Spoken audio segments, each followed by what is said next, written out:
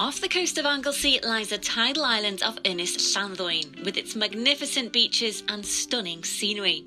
It's perfect for a day out, but many before us have beaten a path to this beautiful place. Centuries ago, this route was part of a pilgrim highway to the shrine of Dwynwen, or Saint Dwynwen, Wales's patron saint of lovers. Now, today, the Welsh have fallen in love with Saint Dwynwen all over again, and people looking for love come to this island in the hope that Dwynwen will make all of their dreams come true.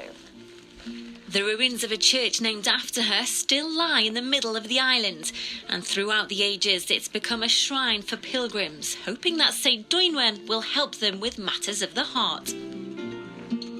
Hello, hi, I'm Alex. Hi, good to meet you. Nice to meet you. I'm meeting historian Loveluck-Edwards, who's an expert on all things when it comes to Welsh legends and history.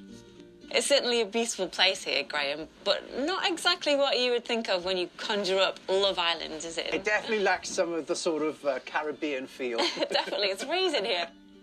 There's definitely a strong wind chill, but the hope is that St Dwynwen will warm the hearts of all those who come here seeking her help. And I wonder if back in her day, if Love Island existed, she'd be on it, wouldn't she? She might well be. Probably better than the contestant. She would probably make sure that everyone who took part left with love. Oh, I love that. St Dwynwen was a saint with enduring popularity, but how did she end up on this remote island? It all goes back to a very, very old legend. And the legend goes that she and a chap called Milo Daffodil were hopelessly in love with one another. That love was never to be fulfilled in a union. So she prayed for intervention, and an angel came down and turned Milo into ice. She wasn't altogether happy with that, so she prayed again.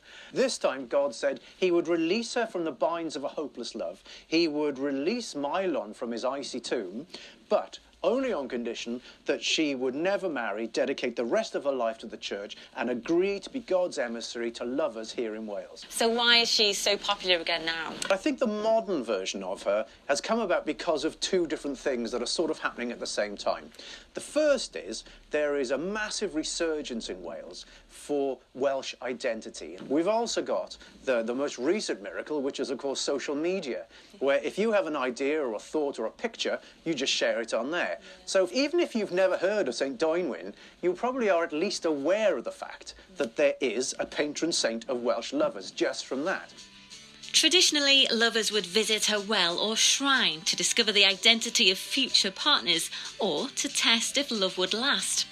The water was also said to have healing powers, which led to the rather curious renaming of the well. There were many, many miracles that happened after Dwynwen's death on her shrine.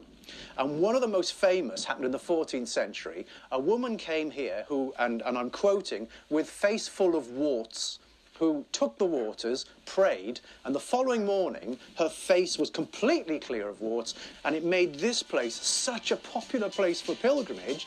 This became the richest parish in the whole of North Wales.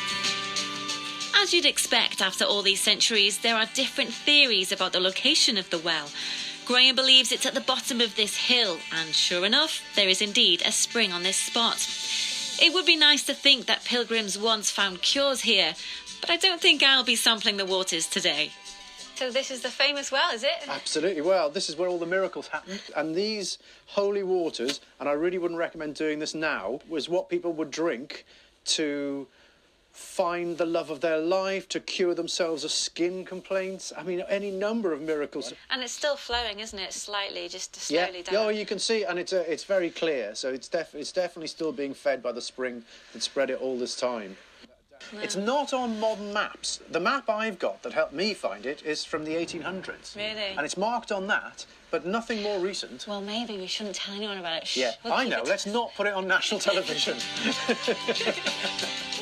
I think it's too good a story to keep to ourselves, though. And while some may come to this island for the view, I'm hoping I found the secret of what this island is all about. It continues to draw people just as it did all those centuries ago when St Dwynwen dedicated her life to finding love and happiness for others.